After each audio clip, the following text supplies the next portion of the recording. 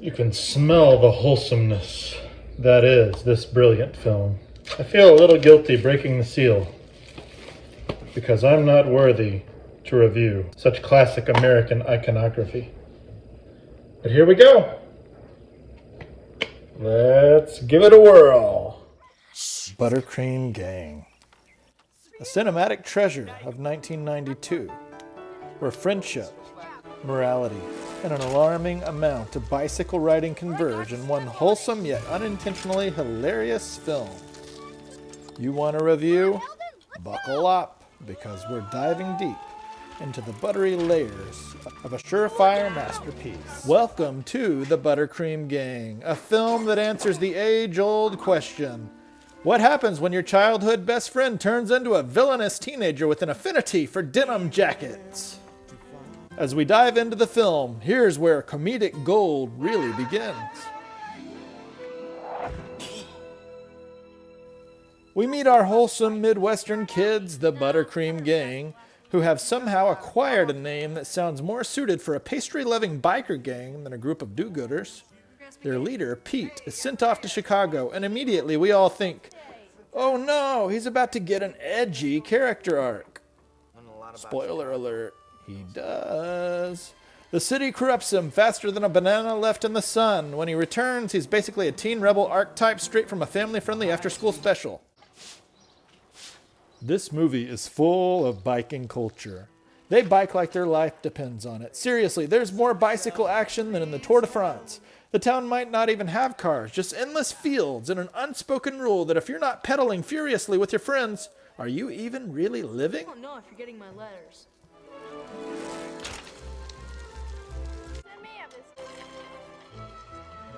Move on to the second act, and the butter turns sour. Pete's now sporting a cool kid leather jacket and a bad attitude, where he starts wreaking havoc on the quiet town he used to live in.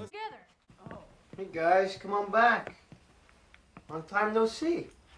What happened to you? What, you mean the threads? Pretty cool, huh? You like them? Of course we like him. Well, It's you just look different. Well, you do too, man. But that's awkward, cool. man. And by havoc, I mean mildly inconvenient trouble, like stealing a whole pack of gum and menacingly staring at wheat fields. You see what I see? Well, if you're the little rascals. Yeah, it's Spinky Alfalfa, You guys hang Butch, here. or is it Froggy? Stay there. Didn't say I His meant best that. friend Scott remains wholesome, though arguably a little too wholesome, as he's determined to fix Pete through pure optimism and unwavering belief in the power of friendship. Hey, why the long face? You lay a bunch of homework on you the last few days of school? No. I was hoping to figure out what happened to Pete. Yeah, what Is that happened what to the you're reading punk? here? Let's see. Inner city gangs. The magnet. Underprivileged youth. Always happens Interesting. in the big city. I heard Pete turned some heads in town today with the way he was dressed and all. You know he did. You're not judging him by the way he looks, are you? Never. No. What's up, man? The more I think about it, Scott is basically the human embodiment of a Hallmark card. Kudos to you, my friend. In the third act, we have redemption.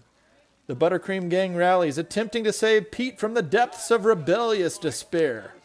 There's a lot of stern but caring eye contact. What's the matter with you? Look, Scott. I told you I get even. I always do. So let me tell you something. You and your two little buddies over there better watch out. You understand? No, you watch out! I'm warning you. You better stop what you're doing! Who's gonna stop me, huh? You and the two stooges over there? I don't think so.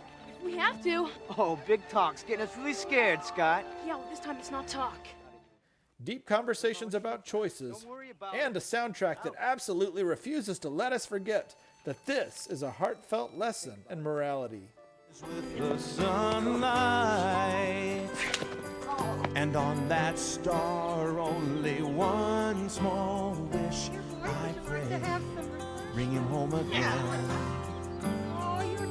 Won't you please tell me where to find him, and that life with the story.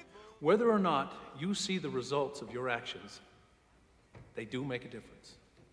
And absolutely no good deed goes unrewarded. What's this all about, huh? Hey, we came here to fight. Yeah, let's get this I over think with. there's a better way. Better way. Sounds to me like an excuse not to fight, Scott. Sure does. I'm here, aren't I? I'm not afraid of you. Me neither. Well, maybe you should be. You know, I learned a lot back there in Chicago. Hell, maybe not enough. What's that supposed to mean? Yeah, What really. you learned in Chicago is how to fight. Hey, man, what else is there? Courage. I ain't afraid of nothing. All right. I challenge you to spend the day with me tomorrow. Just like last summer. That's if you've got the guts. Ooh.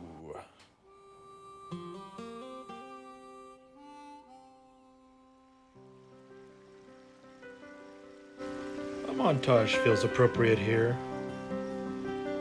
Little fishing, time at the old watering hole. Ought to do us some good. Yeah, I'll talk him down. I'll get him out of trouble.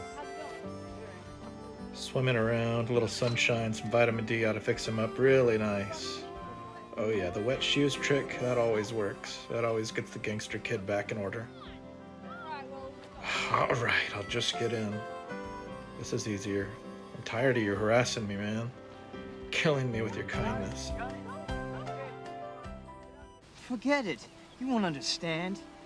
Sometimes I want so bad for things to be the way they were, but they can't. Sure they can. You No, tell they him, can't. Scott. It's like riding your bike someplace and getting lost.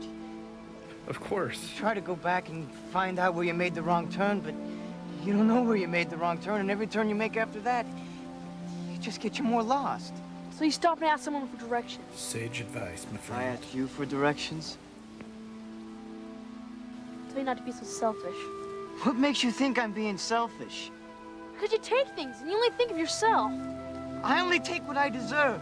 I spent hours helping people like Mr. Graff and never got anything for it. I've done plenty for this crummy little town, and what did I get for it? Nothing. No, Scott, I think that you're the one who's being selfish. Me? Yeah, you. Real friends accept each other for who they are. You're only willing to be my friend if I change. Well, I'm not who I was, Scott. I am who I am. That's garbage. You choose who you are. I'm trying to be your friend, so don't you accuse me of being selfish. Well, who asked for your friendship anyways, huh? You did, that night at my house. Well, I guess it was pretty stupid of me, wasn't it? Should have realized you wouldn't accept me as I am. I'm lost. Been looking for you. Here I am. What do you want?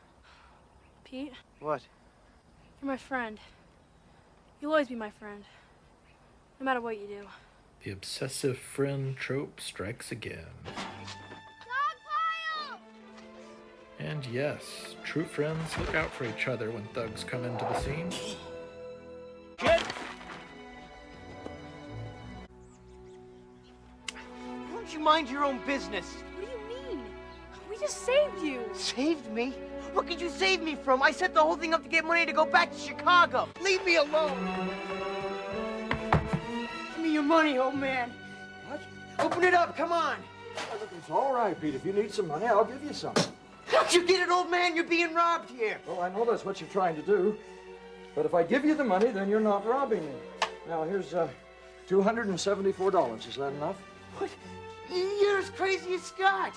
This whole town is crazy.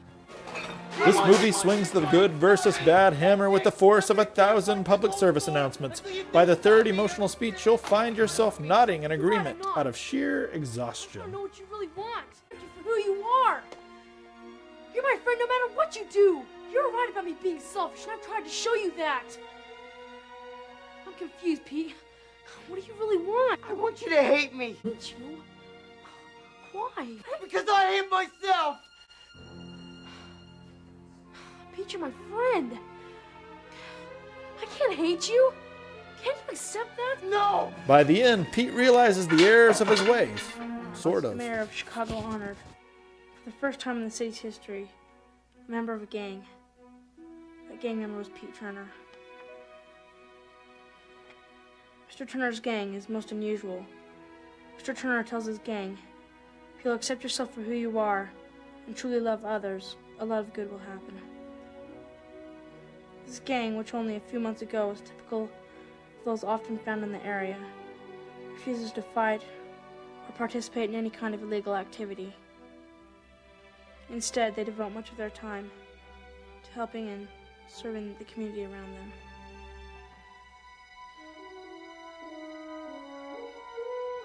You got the right one, baby.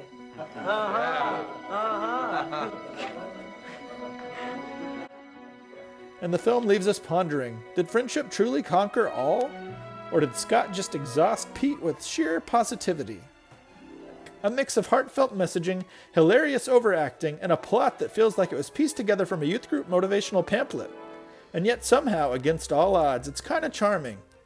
If nothing else, it proves that Midwestern kids are terrifyingly dedicated to both friendship and bicycling.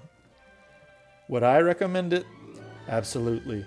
Whether you want a sincere, nostalgic trip, or just a hilarious ride through early 90s family-friendly melodrama, this film delivers. Now go forth and spread the buttercream joy.